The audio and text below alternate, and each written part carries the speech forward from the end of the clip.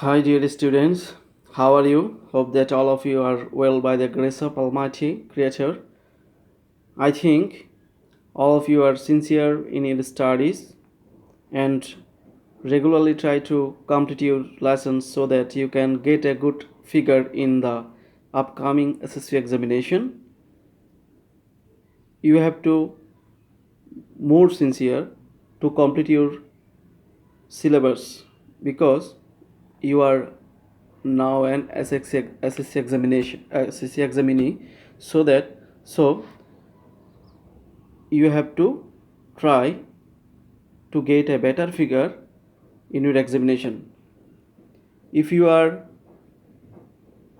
not sincere in your studies, you don't get a good figure.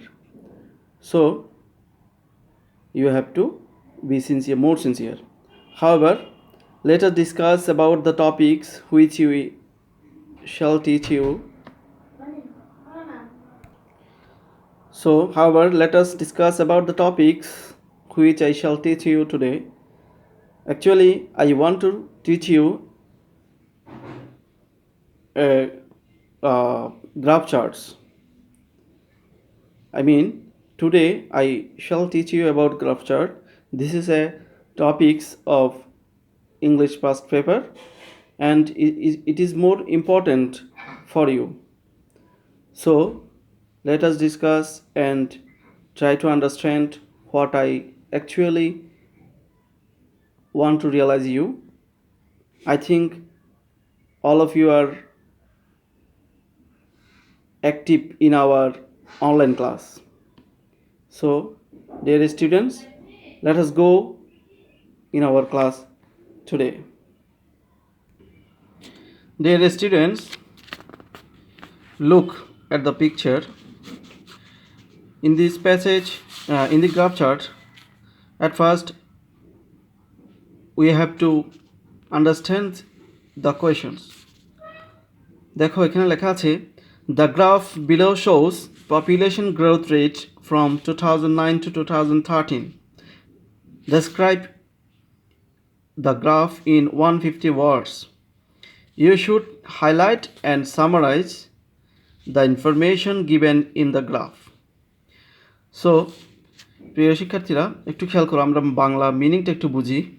আমাদেরকে অবশ্যই বাংলা জানতে হবে ভালো।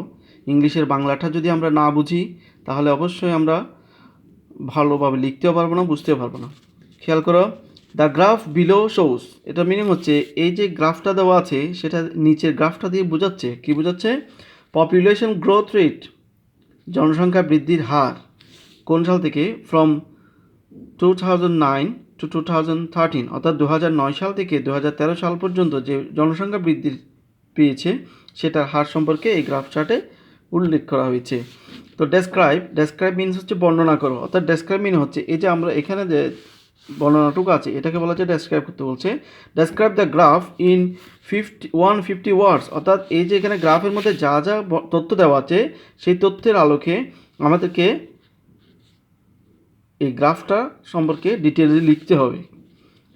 তো you should highlight the summarise, তোমাকে অবশ্যই সামারাইজটা হাইলাইট করতে হবে, অর্থাৎ যে এখানে কী বোঝাতে চাচ্ছে, সারসংক্ষেপটা কী সেটা আমাদেরকে দেখাতে হবে। Highlight the summarise and the information given in the graph, এবং এই যে গ্রাফের মধ্যে যে তথ্যগুলো আছে সেই তথ্যগুলো এখানে তুলে ধরতে হবে। তো dear students, let us try to understand about the graph chart. তো এখানে লিখছে দেখো, এটা আসলে আমি তাদেরকে একটা কৌশল বলি। গ্রাফ চার্ট খুব একটা কঠিন কিছু নয়। তোমরা যদি নিয়মিত কয়েকটা গ্রাফ চার্ট করতে থাকো তাহলে দেখবে যে সব গ্রাফ চার্টেই প্রায় একই ধরনের লেখা রয়েছে। তো এই গ্রাফ চার্ট কয়েকটা নিয়ম শিখলে তোমরা নিজেরাই গ্রাফ চার্ট সহজেই করতে পারো। এখানে লেখা আছে দেখো, অ্যাট প্রেজেন্ট, বর্তমানে, population growth is a burning question for our country, অর্থাৎ বর্তমানে জনসংখ্যা বৃদ্ধিটা আমাদের দেশের জন্য একটা বিরাট সমস্যা। এই যে বার্নিং কোয়েশ্চেন লেখা আছে এটা একটা ফ্রেজ ইডিয়মস, এটা বার্নিং কোয়েশ্চেন মানে হচ্ছে একটা প্রকট সমস্যা। তো আমি যেটা বলতে চাচ্ছি, একটা জিনিস খেয়াল করো, এই লাইনটা সম্পূর্ণ নিজে থেকে লিখতে হবে। যদি লিখতে নাও পারো তাহলে এই লাইনটা অ্যাভয়েড করবা, কেননা যদি কোনো সেন্টেন্স তুমি মিনিং জানা না থাকে, টেন্সের স্ট্রাকচার জানা না থাকে, তাহলে সেই সেন্টেন্স লিখতে যাওয়া দুঃসাহস দেখানোটাই ভুল। কেননা একটা টিচার যখন দেখবে তোমার প্রথম সেন্টেন্সটাই ভুল, তাহলে তিনি আর পুরো প্যারাগ্রাফটা নাও পড়তে পারেন। সেক্ষেত্রে তোমার খাতার সম্পর্কে একটা নেগেটিভ ধারণা চলে আসতে পারে। সেই জন্য জেনে বুঝে সঠিক গ্রামাটিক্যাল রুলস অনুযায়ী প্রতিটি সেন্টেন্স গঠন করার চেষ্টা করবা। তো দেখো এখানে লেখছে দ্য গ্রাফ বিলো শোজ, আমরা এই সেন্টেন্সটাও প্রথমেই লিখতে পারি। The graph below shows population growth rate from 2009 to 2013। দেখো এখানে ওরা এটা লিখছে দ্য ফ্লো চার্ট, এখানে ফ্লো চার্টও লিখতে পারো, আবার গ্রাফ চার্টও লিখতে পারো। তাহলে গ্রাফ চার্ট শোজ দেখাচ্ছে যে পপুলেশন গ্রোথ রেট, জনসংখ্যা বৃদ্ধির হার ফ্রম 2009 to 2013, অর্থাৎ 2009 থেকে 2013 সাল পর্যন্ত। তাহলে এই যে অ্যাট প্রেজেন্ট থেকে আমরা যে 2009 পর্যন্ত 2013 পর্যন্ত যে সেন্টেন্সটা পড়েছি, সেই সেন্টেন্সটা প্রথম সেন্টেন্সটা নিজের উপলব্ধি থেকে লিখতে হবে, আর দ্বিতীয় সেন্টেন্সটা আমাদের প্রশ্নের মধ্যে দেওয়া আছে, এখান থেকে পুরোটা লিখে দিলেও হবে।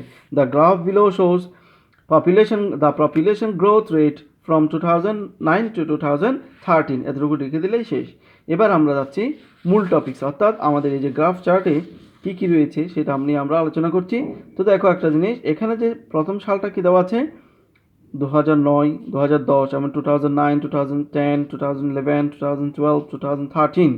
তো এদিকে আবার উপরে কি দেওয়া আছে, তো গ্রোথ রেট পার্সেন্টেজ, অর্থাৎ এদিকে আমরা পার্সেন্টেজটা দেখব, এদিকে আমরা ইয়ারটা দেখব, অর্থাৎ কোন ইয়ারে কত পার্সেন্ট বেড়েছে, আবার কোন ইয়ারে কত পার্সেন্ট কমেছে, এটা নিয়ে আমরা একটু ডিসকাস করব।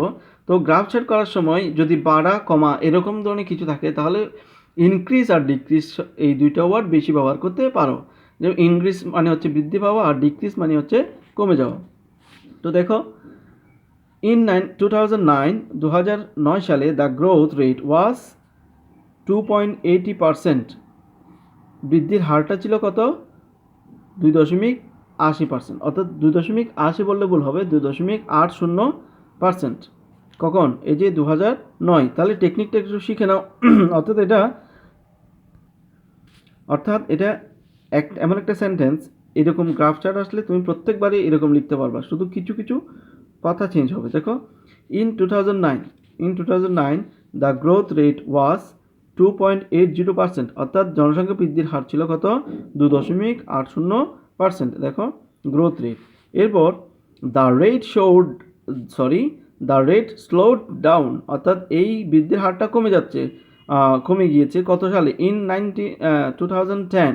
দেখো 2010 সালে এটা কমে গিয়ে কত হচ্ছে, 2.16%, অর্থাৎ 2.16%। খেয়াল করে একটু, দ্য রেট স্লোড ডাউন ইন 2010, অর্থাৎ 2010 সালে এই হারটা কমে গিয়ে দাঁড়ালো when it was 2.16%, অর্থাৎ যখন এটা ছিল কত, 2.16%। তো খেয়াল করো এই যে পর্যায়ক্রমে কমছে, এই যে প্রথমে ছিল 2.80, এরপর একটু 2.16 হয়েছে, আবার পরবর্তীতে আবার কমছে যে 1.90%। তাহলে কমতেছে পর্যায়ক্রমে, যদি কমে তাহলে আমরা লিখব, দেখো the rate continue to go down, অর্থাৎ এই হারটা প্রতিনিয়ত কি কমেই যাচ্ছে। অ্যান্ড ইন 2011, এবং 2011 সালে ইট ওয়াজ 1.90%। খেয়াল করছো, তাহলে সেন্টেন্সটা কীভাবে তৈরি করছে, অর্থাৎ যদি বাড়ে, পর্যায়ক্রমে যদি বাড়তে থাকে, তাহলে কন্টিনিউ টু গো ইনক্রিজ হতে পারে, বা কন্টিনিউ টু গো ইনক্রিজ করতে, যদি বাড়ে তাহলে ইনক্রিজ ইউজ করবা, যদি কমে তাহলে ডিক্রিজ ইউজ করবা। এখানে ডিক্রিজও ইউজ করা যায়, এখানে to go, decrease. And in 2011 ইট ওয়াজ 1.90%। দেখো একটা জিনিস, রাইস ওয়াজ নোটিসড ইন 2012। খেয়াল করো, আমরা 2011 সাল পর্যন্ত পড়ছি, এবার 2012 সালে গিয়ে দাঁড়াচ্ছে একটু বেড়ে, আমরা দেখতে পাচ্ছি যে একটু বেড়ে গেছে, এটা দাঁড়ালো কত, 2.10%। এটা আগে ছিল 1.90%, কিন্তু 2012 সালে গিয়ে দাঁড়ালো 2.10%। তাহলে এটা কীভাবে লিখব, in the graph chart we can see that, আমরা দেখতে পারি যে, এটা এভাবে লিখতে পারি আমরা, কিন্তু বইতে এরকম দেয় নাই, কিন্তু না দিলেও তোমরা নিজেদের সুবিধার্থে ওরকমভাবে লিখতে পারো। The rate of population growth is, এটা কি বাড়ছে না, ইজ ইনক্রিজড বাই কত, 2.10%, এভাবেও লেখা যায়। কিন্তু এখানে আমরা দেখতে পাচ্ছি এনারা লিখছেন রাইজ ওয়াজ নোটিসড ইন 2012, অর্থাৎ একটা বৃদ্ধি আমরা লক্ষ্য করলাম 2012 সালে, হোয়েন ইট ওয়াজ 2.10%, যখন এটা বেড়ে কত দাঁড়ালো, 2.10% দাঁড়ালো। তো a large fall was again noticed in a remarkable figure in 2013। A large fall was again, a large fall মানে হচ্ছে আবার বিরাটভাবে কী করলো, একটা পতন হলো, অর্থাৎ একটু নিচে নেমে গেল, জনসংখ্যা বৃদ্ধির হারটা একদম কমে গেল। এটা কত দাঁড়ালো, was noticed in a remarkable figure in 2013, অর্থাৎ 2013 সালে এটা একটা উল্লেখযোগ্য হারে কমে গেল। দেন ইট ওয়াজ অনলি 1.33%, এটা দাঁড়ালো কত, 1.33%-এ নেমে গেল। তো population growth rate was in the highest position in 2009, অর্থাৎ এখানে বলছে যে জনসংখ্যা বৃদ্ধির হারটা সবচেয়ে বেশি ছিল কোন সালে, 2009 সালে। It was in the lowest position in 2013, অর্থাৎ এটা সবচেয়ে কম ছিল কখন, 2013 সালে। তাহলে 2009-তে সবচেয়ে বেশি ছিল এবং 2013-তে গিয়ে এটা সবচেয়ে কমে গেল। ইট ওয়াজ এভিডেন্ট দ্যাট, এটাই সাক্ষ্য, অর্থাৎ এটাই প্রমাণ হয় যে through out the years the growth rate of population decreased gradually after 3 years, অর্থাৎ সারা বছরই দেখা যাচ্ছে যে the growth rate of population, অর্থাৎ জনসংখ্যা বৃদ্ধির হার ডিক্রিজড, কমে যাচ্ছিল গ্র্যাজুয়ালি আফটার 3 ইয়ার্স, অর্থাৎ গ্র্যাজুয়ালি মানে ধীরে ধীরে কমে যাচ্ছে প্রতি 3 বছর পর পর। খেয়াল করো, 2009-এ ছিল 2.80, 2010-এ ছিল 2.16 এবং 2011-তে 1.90, অর্থাৎ এটা পর্যায়ক্রমে কমতেই লাগলো। ইট বিগ্যান টু ইনক্রিজ, এটা আবার বৃদ্ধি পেতে শুরু করলো, অ্যাগেইন আবার, হ্যাঁ। And the next year it again decreased, আবার পরে দেখো এটার পরে একটু বাড়লো, সেজন্য এটা লিখলো it began to increase again. And the next year, এবং পরের বছর ইট অ্যাগেইন ডিক্রিজ, এটা আবার কি হয়ে গেল, কমে গেল। তো উই ক্যান সে আমরা বলতে পারি অ্যাট লাস্ট, অবশ্যই আমরা বলতে পারি যে we can say that at last that every data shows the rise and fall situation on population growth in Bangladesh over the past few years.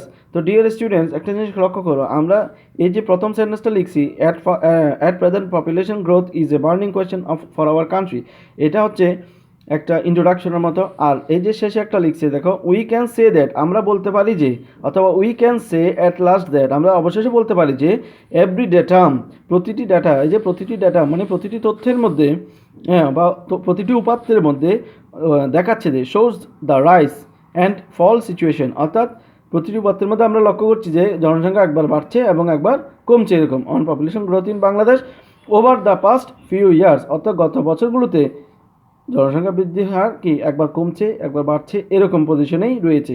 তো আশা করছি তোমরা এই গ্রাফ চার্টটা বুঝতে পেরেছো এবং বাসায় বসে কয়েকটা গ্রাফ চার্ট নিজে নিজে প্র্যাকটিস করবা এবং কিছুক্ষণ পড়বা, আবার পড়ে বুঝে লেখার চেষ্টা করবো। এইভাবে যদি তোমরা পড়ো তাহলে আমি আশা করব যে তোমরা গ্রাফ চার্টে অবশ্যই ভালো করতে পারবা। আর গ্রাফ চার্টের উপর আমরা কয়েকটা রুলস লিখে দিব, যেগুলো তোমরা ফলো করলে অবশ্যই লাভবান হবে বলে আমি মনে করি। প্রিয় শিক্ষার্থীরা, এখন আমি তোমাদেরকে একটু হোমওয়ার্ক দিচ্ছি, খেয়াল করো। হোমওয়ার্ক, দিনাজপুর বোর্ড 2017 এর 9 নম্বর এবং 10 নম্বর রাইটিং পার্টটা করে ফেলবো অবশ্যই। এখানে আমি লিখতেছি,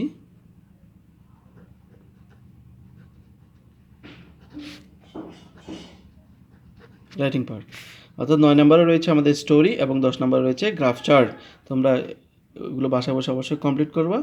এভাবে কমপ্লিট করতে থাকলে, এভাবে যদি নিয়মিত প্র্যাকটিস করো তাহলে আশা করবো তোমরা একটা ভালো রেজাল্ট করতে পারো। তো সবাই ভালো থেকো, সুস্থ থেকো। সে পর্যন্তই আজকের জন্য বিদায়।